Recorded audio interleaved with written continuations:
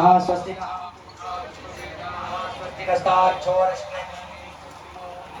देखिए, ये है पुण्य आत्माएं, ये है पुण्य आत्मा जिसके आते ही इतना बड़ा उत्सव ज्ञान गंगा का प्रवाह हो जाए। ये है आज इनके पीछे सबको लाभ मिल गया। आज ये चिरंजीव हुई हमारे बालक, इनके कारण सबको और मुझे भी वाणी पवित्र करने का सौभाग्य प्राप्त हुआ। और देखिए, ऐसे ही उत्सव मनाना चाहिए। वैसे तो करोड़ों रुपए का अपव्यय खर्च कर देते हैं, पर बाबूजी का देखिए विचार संत है कि नहीं, उत्सव मने तो ऐसे मने, कुंवर पूजन बाद में, पहले श्री राम जी का प्रकट हो। आज श्री राम जी को राजा बनाया, ये बाबूजी के विचार। कोटि कोटि प्रणाम है इनको, इन संत को। और एक डॉक्टर साहब के भी वो संत बैठे हैं, और एक बाबूजी हमारे पीछे सबसे देखिए हनुमान जी ही बैठे हैं। हमारे तो मंत्री जी के सुपुत्र बड़े वाले श्री निकुंज जी कहते थे कि पहले दिन मैंने देखा, उनको प्रणाम किया कि लगता है हनुमान जी ही आ गए, बोलो जय सिया राम। तो वो बाबूजी हमारे सबसे पीछे बैठते हैं, नित्य आते हैं। आज श्री राघवेंद्र सरकार जब राजा बने, स्वधाम को जाने लगे, श्री राम जी ने कहा हनुमान जी चलो। बोले प्रभु यदि आपकी संकीर्तन और नाम नहीं मिलेंगे तो प्रभु मेरे तो आप रोज हृदय में दर्शन तो मैं यहाँ भी करता हूँ। भगवान ने हनुमानगढ़ी में राज्याभिषेक करा दिया, वहीं पे विराजमान कर दिया। हनुमान जी जब से राजा हैं अयोध्या के, भगवान भाइयों के सहित सब परिवार सरयू मैया में गए और वहीं से स्वधाम को चले गए। आज सुंदर भगवान की कथा हुई। आगे थोड़ा सा वर्णन कलयुग का भी बहुत है, पर संक्षिप्त में करेंगे, उसको नहीं करेंगे ज्यादा, अब समय नहीं है, इसलिए राम राजा हुए। उत्तरकांड की कथा सब काकभूषण जी ने कथा श्रवण कराई सभी को, उसको थोड़ा सा संक्षिप्त में मैं बोल दूंगा। काकभूषण जी की कथा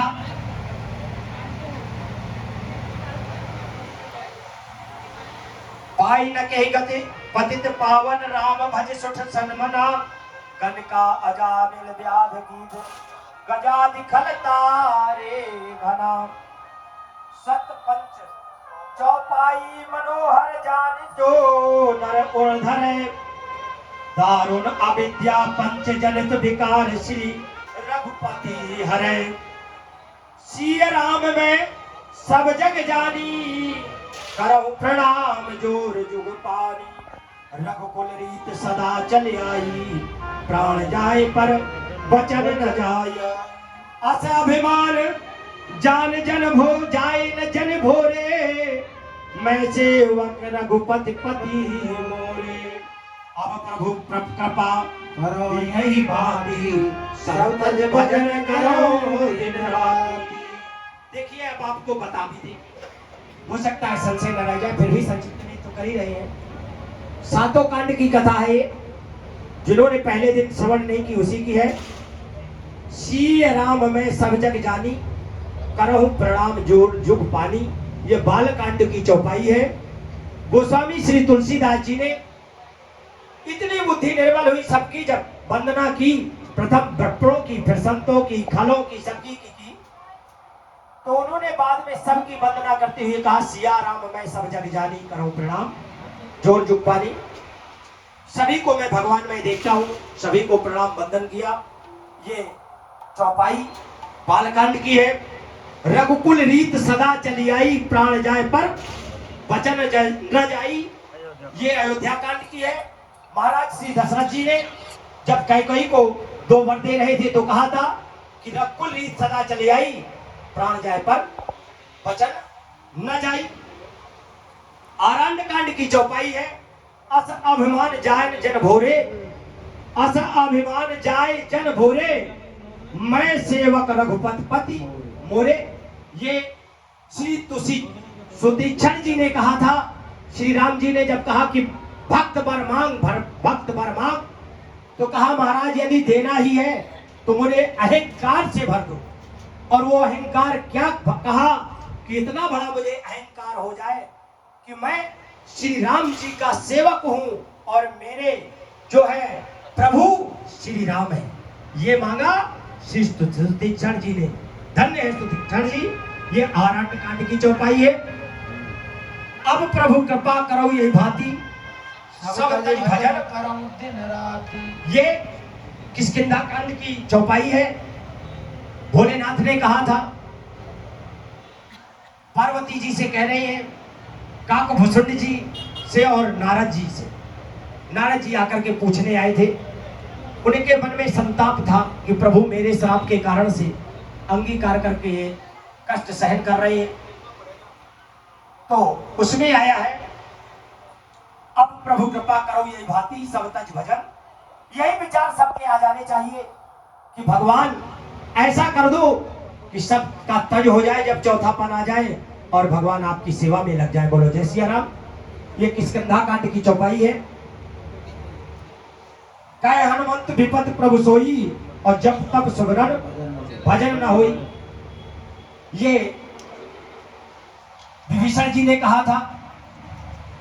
ये सुंदर कांड की सुंदर चौपाई है। संत कहीं अशनीस दसानन चौथे पर जाई नपा कानन। ये लंका कांड की चौपाई है। दशानन से कहा है कि चौथा जब पन आ जाए, वृद्धावस्था आने को हो, तो सब कुछ त्याग करके भगवान का भजन करना चाहिए। और सरल स्वभाव न मन कुटलाई जथा लाभ संतोष सदाई। यह उत्तरकांड की चौपाई है। इस प्रकार से प्रभु मौसम दीन न दीन हितै तुम समान रघुवीर अस विचार रघुवंश मणि हरहु विसंभव वीर। कामी नार प्यारे जीवे लोभी के निज नाम तिम रघुनाथ निरंतर प्रिय लागो राम। अर्थ न धर्म न काम रुचि अति न चाहु निर्वाण जन्म जन्म श्री राम भजे यह भगवान। श्री राम जी ऐसी कृपा करें कि सब कुछ तज करके आपका गुणगान करते रहे, ऐसी कृपा करें। ये प्रभु की सातों कांड की कथा हुई। मैंने उत्तर कांड में नहीं बताया, नहीं उसमें बहुत अच्छा आया है। कलयुग केवल नाम आधारा सुमर सुमर न रुद्र ही पारा। कलयुग में जो सतयुग द्वापर त्रेता में हजारों वर्ष तपस्या का पुण्य फल प्राप्त होता है, वह केवल श्री राम जी के भजन से प्राप्त होता है। और बहुत अच्छा मार्ग सोई जाको मन भावा पंडित सोई जो गाल बजावा मिथ्या रंभ दम भरत जोई ताकहु संत कहे सब कोई। आज ऐसा ही चल रहा है। सत्य की पहचान व्यक्ति को नहीं बची है।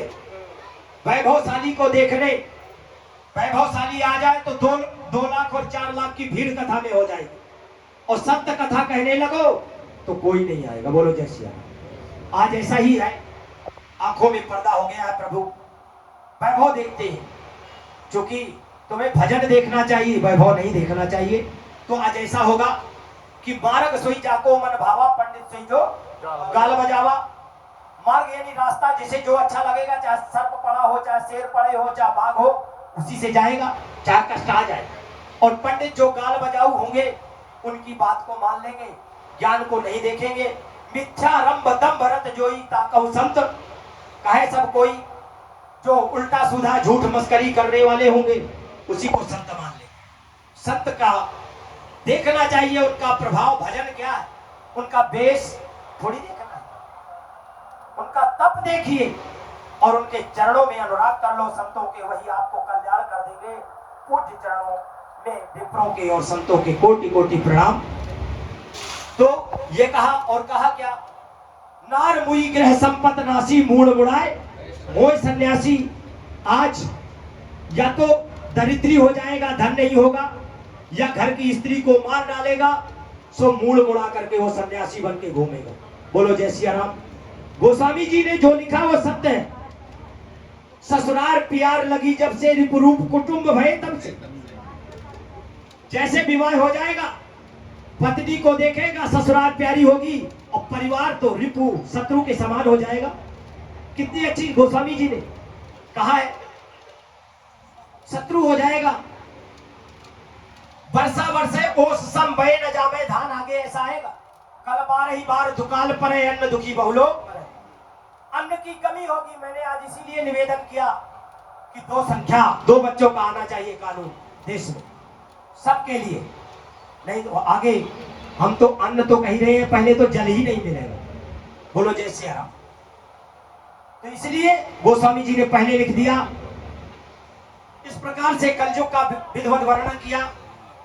अब कथा को मैं विराम देता हूं, वाणी को विराम देता हूं। भगवान, यदि किसी प्रकार से मेरी वाणी से किसी को कोई कष्ट पहुंचा हो, मैं उनसे क्षमा चाहूंगा।